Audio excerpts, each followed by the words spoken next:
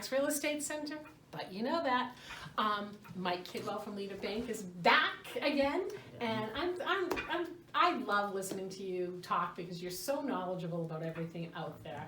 And I pick your brain all the time. So, but let's talk about the typical first-time home buyer programs that are out there that they're most likely going to see. So what are some of those programs? So first-time home buyer programs in Massachusetts going to fall into a few different categories, but generally speaking, you have mass housing, you have the general Fannie Mae, Freddie Mac programs, and FHA. In general, those are the ones that most people are aware of. Yeah. And I'll sort of go through the differences between those programs. So mass housing is a great program for a first-time home buyer. They offer what's called a down payment assistance loan.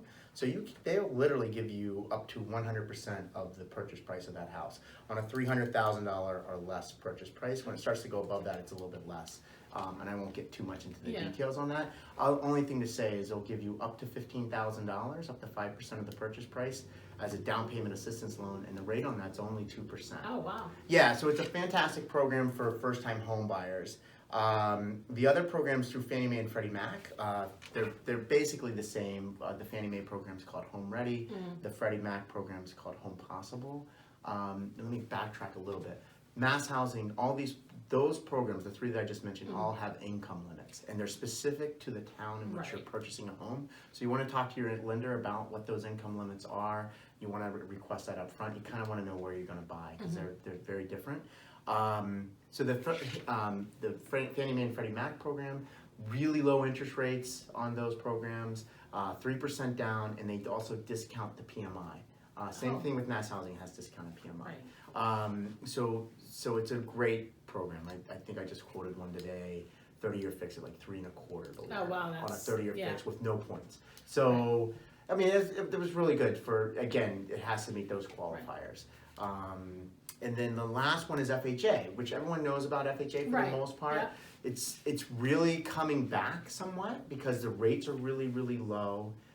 They don't have income limits. Right. It's very easy for your lender to cover your closing costs with that, so they require 3.5% down, but the lender can cover your closing costs. Mass Housing, by the way, offers an FHA product where they'll give you that down payment assistance loan as well.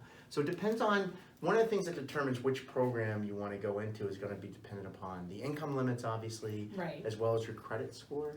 And most people, what I give to my clients is a comparison, and it'll show you, hey, here's what an FHA loan looks like, here's what a mass housing loan looks like, here's what a Fannie Mae loan looks like. So and usually there's an obvious winner, and so you want to know what that is. So and you want your lender to sort of explain the three.